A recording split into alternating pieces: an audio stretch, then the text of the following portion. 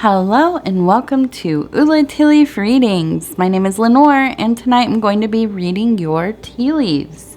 This is a horoscope for Libra. If Libra is your solar, lunar, ascendant / rising sign, then this is a message for you. Okay, let's get started.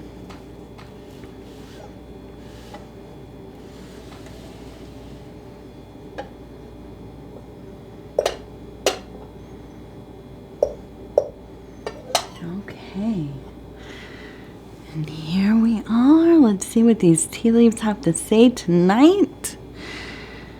All right, and so Libra, tonight our card is the 9 of Wands. Definitely not a bad card to pick, as it has to do so much about strength, spiritual truth, kind of the balance and unification of as above, so below, so within, so without, intellectual, emotional harmony. It's definitely not terrible things to have going on. Okay, let's see. So, the first one I want to look at is we have this person kind of standing here, and it looks like they're kind of in almost like they're doing a squat, maybe kind of a little bit bent at the knees, and they are being met with a dolphin or a porpoise. And so the dolphin or porpoise usually for me is related to a very psychic connection. Okay, these are beings that, usually, well, let's say in the 60s, 70s, 80s, even in the 90s, there was kind of this real interest in the New Age with the communications of dolphins. You probably all remember dolphin call CDs in the 90s. You probably, you maybe, if you're like me, kind of a nerd for all kinds of different kinds of white noise, pink noise, brown noise, all those different kinds of meditative tracks and stuff. You can find them all over YouTube. The dolphin ones are still floating around.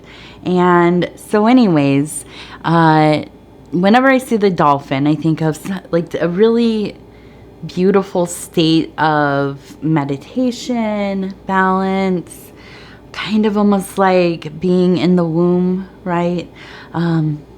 Floating in water, the sounds of what I imagine the ocean sounds like, the communications, kind of both, muffled and a high frequency, but also very much like telepathic, okay? So I feel that you are really, you're so aligned and activated. There seems like there's going to be a big universal download coming your way. I think a lot of information coming. I feel like your eyes are open, for better or worse, right? But you're ready for that. You are ready to receive. And I feel that now more than any other time in your life, you have really wanted this. You really have been on a journey of kind of fortifying yourself, working through some things internally, finding your relationship with the universe, with the divine, with that higher power. I think you've also been proactive about communicating with kind of the unknown, with that mystery. And I feel like it really is communing back with you in a way that is very noticeable. Okay, this isn't just kind of like, well, maybe, you know, I think that you are having powerful psychic events happening. I imagine that you're quite clairvoyant in one, if not more than one ways. Intuitive, probably a healer of some kind. And so, seeing this dolphin, I think, okay, so here we are. We're really in that place where it's going to be visiting you. And I almost think that this is going to be something like a dream, you know, maybe visions, but maybe in that dream space, having some kind of visitation from something that feels like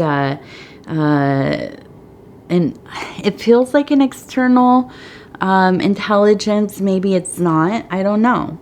You know, this could be part of your own psyche that is very plugged into the greater cosmos. It could be something, you know, communing with you from the outside. But I don't think it super matters. I mean, I am not of the thought that there's very much difference in a lot of these kinds of things. These are minor details. What is important is the energy, the frequency, and the information, right? And what do you do with that information? What are you going to do with it? You know?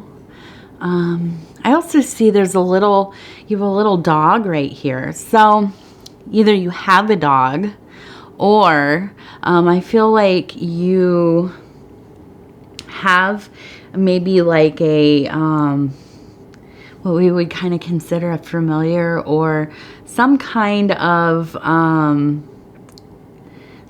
guardian or you know, something that looks over you, but it is also very friendly with you, very loyal to you. I mean, this is in this emotional zone. It could be a physical being. It could be manifest as a being in your life, but this could also be kind of an energy that is around you. Maybe somebody who's passed on that you remember them. And it almost kind of looks like this dog would be maybe a little poodle. I don't know if you can see. It kind of looks like a little poodle. So, it's all very interesting things happening. We also have a goose right here. Okay, and it looks like this one is it's getting ready for its migration. It is definitely in that flight mode. And so, yeah, and I think this has a lot to do with all of this that we're talking about. Not necessarily an actual physical movement, but I think that this could be, you know, you're just very much prepared for kind of a self-evolution. There seems to be a sense of wanting to go on to the next thing. You want to, I mean, it's like, you know, I'm ready, man. Like, I'm awake. I'm ready to face the truth. You know, even if it's hard, if it's scary, you're there. You're all about it. Okay. So I feel like it's, you know, like they say, once you've kind of started to see what things are, how can you go back? How can you go back to just living how you were? You know, completely oblivious to a lot of things. Sometimes I think, you know, in my most weary moments, I think it would be really nice to just, you know, go along to get along. That would be not a bad life. But, you know, it's just some of us, it's not our path. And so, you know, we have that thing that's stirring within us, deep, deep, deep inside of us, that just does not let us rest, does it? So, over here we have a beautiful, now I was thinking, first this looked like a peacock, but I actually think with that nose that's kind of rounded, more of like it's, you know, sharp and kind of hooked like that. I think that that is a sacred ibis. And as we know, this is related to Thoth. This is the magician. This is the revealer. This is, you know, a hierophant. And also this beautiful intersection of the sciences and this concept of magic and alchemy, where, you know, I don't know that they actually are so separate from one another. You know, they all kind of come from the same origins.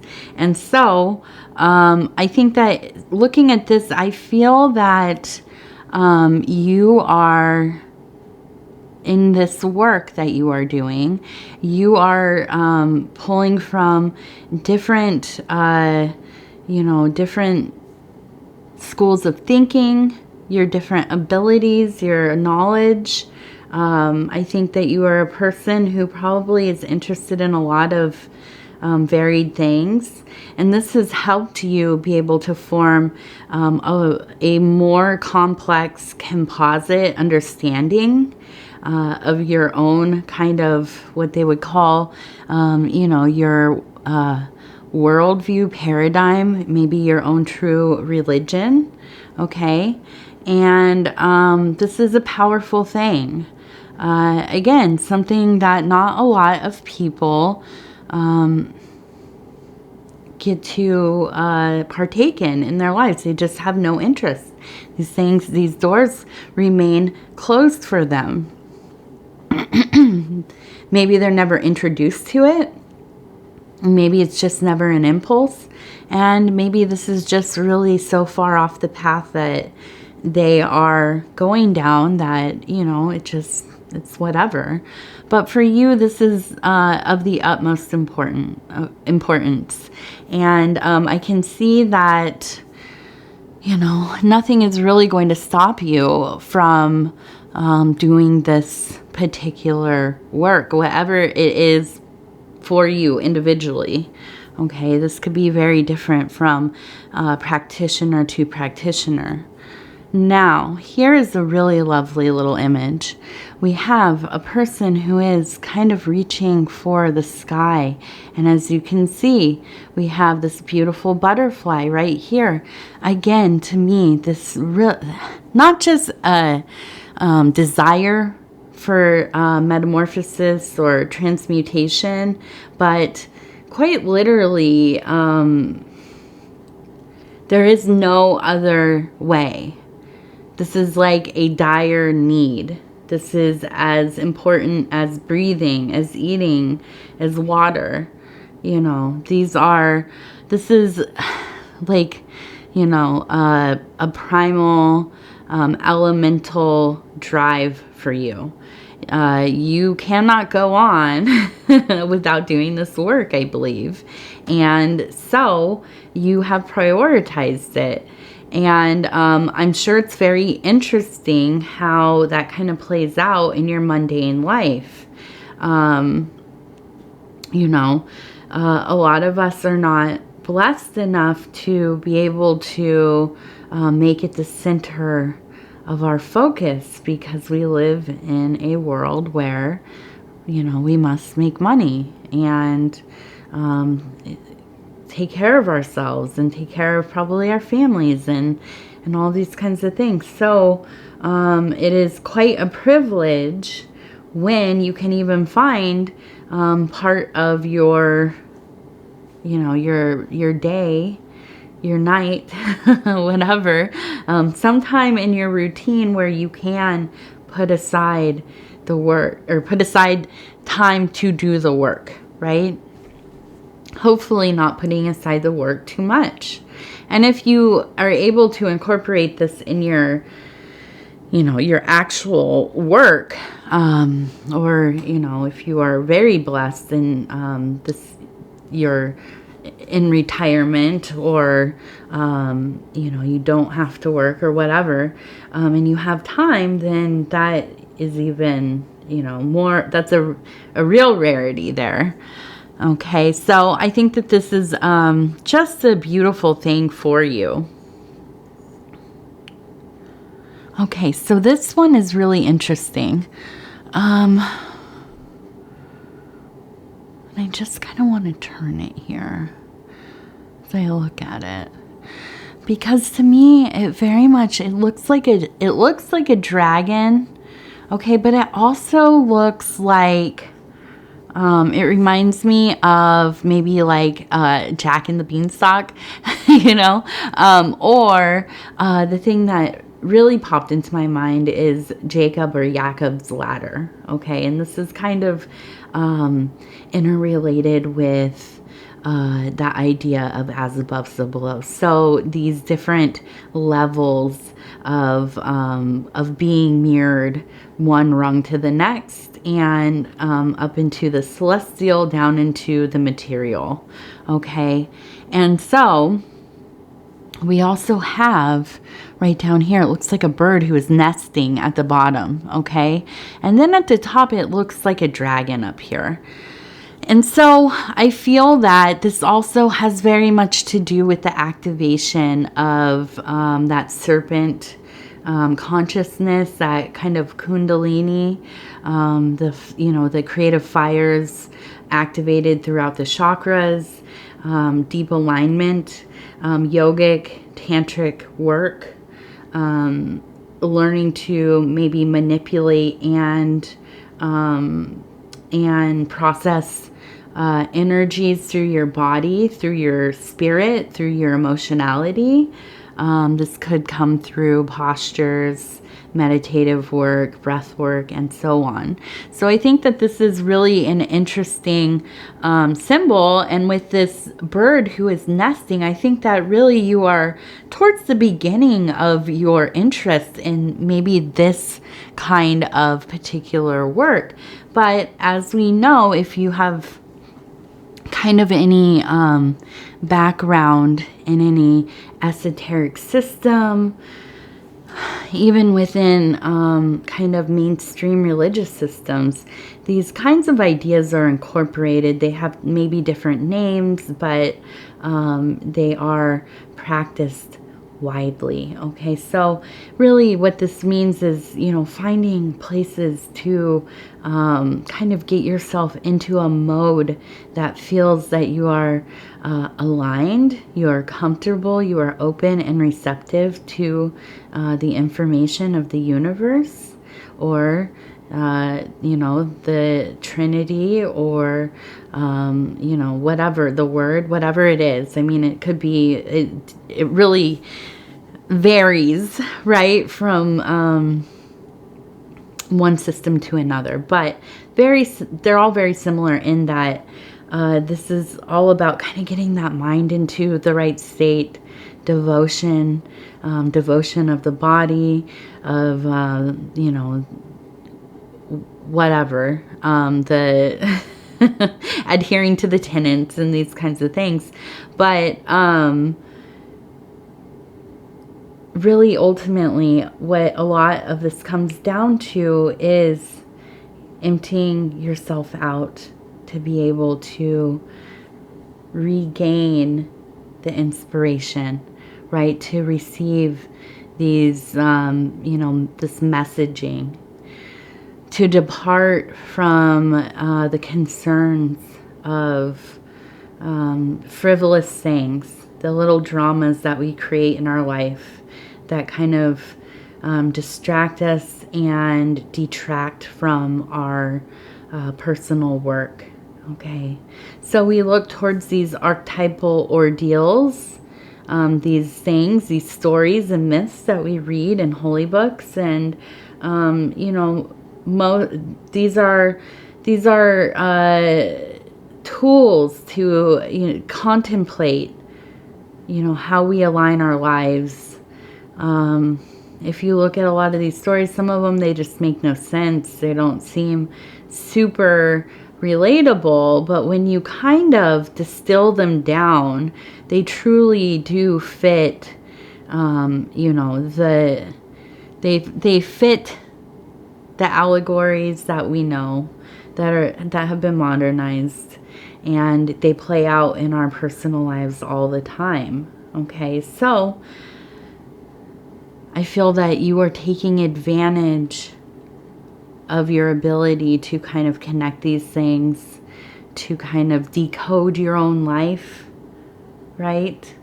With these different kinds of maybe philosophical, religious, meditative materials, and really getting to climbing that ladder, right? Really activating yourself. And I think that this is why the universe is so open to speaking to you. There is a growing strength. There is a beauty. I feel that you are, you know, really embracing that kind of middle path.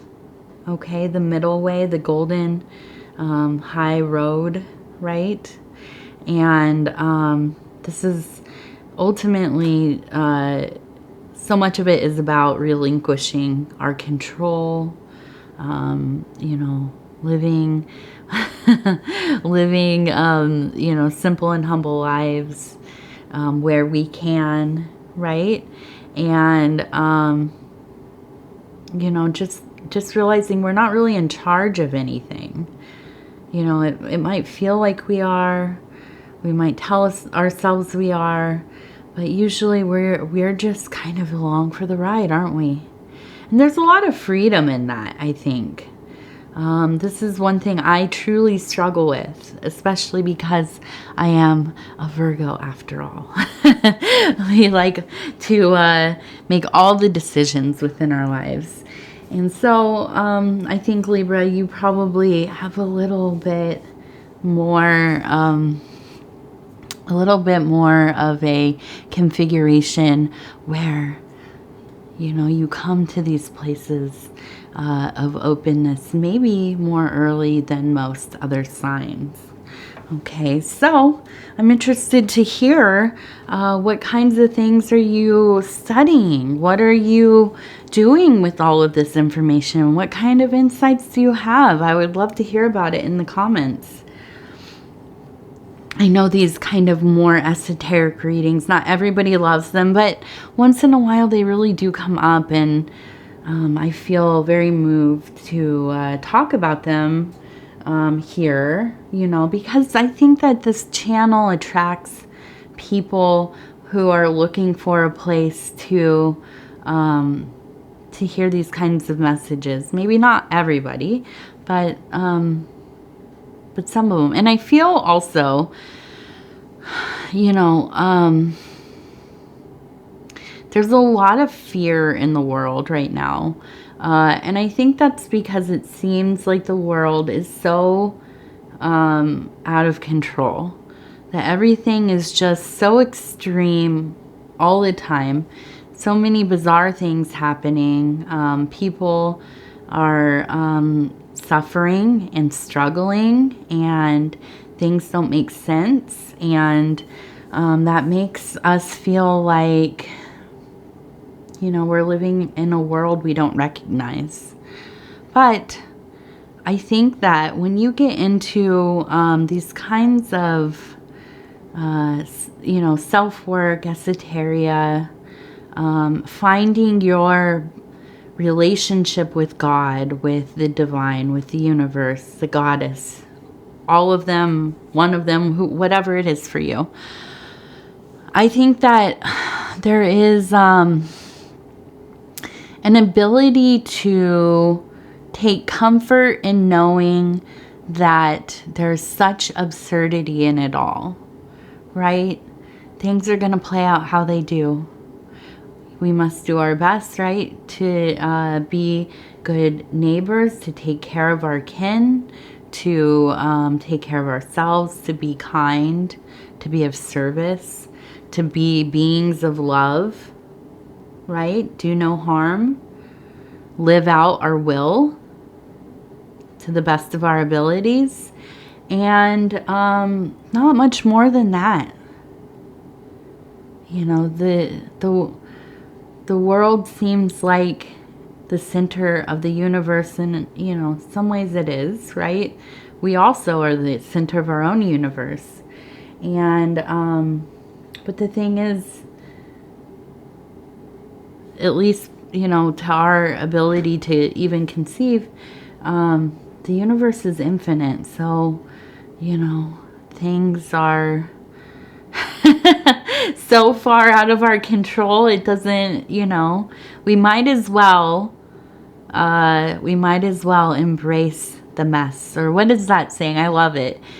Bless this mess. And I know this is not the same thinking or the same sentiment, really, but it kind of is, you know. More collectively, we need to bless our mess, right? And do our best, of course, but you know, there's no point in living in utter fear and anger all the time. That's just my point. Okay, let's see. We have an owl. We have it looks like a goose over here. Okay, so we have the watcher. We have the wisdom, that kind of nocturnal eye. Okay, so we also have the goose, the kind of angry pond duck, or duck, excuse me, pond bird. But a very loving, a very family-oriented, kind of gets a bad rap maybe, but they're beautiful. And if you watch them from afar, don't get too close. They have such a gorgeous way that they kind of interact, and their happy little lives. And I've probably talked about this on another reading, but a few years ago, my husband and I, before we moved into where we are now, we noticed that a single goose had shown up in the field next to our home, and he hung out for days and days, and it became a week, 2 weeks, and he was all by himself, and he'd just kind of, you know, mosey around, eat, poop all over the side of the street, go back into the field, eat, you know, whatever. He was just, and I started to worry for him, and we were getting ready to move, and he just seemed like a sweet guy, and I thought, I don't want to leave. I want to see what happens. Maybe he got lost from his family. I don't know what's going on with this poor little guy. You know, it just, you see an animal like that by itself, and you just worry, right? After a while. And so, literally the last day that we were, getting ready to, pack up and move, we saw that his partner or some other goose had showed up, and they were just out there eating together.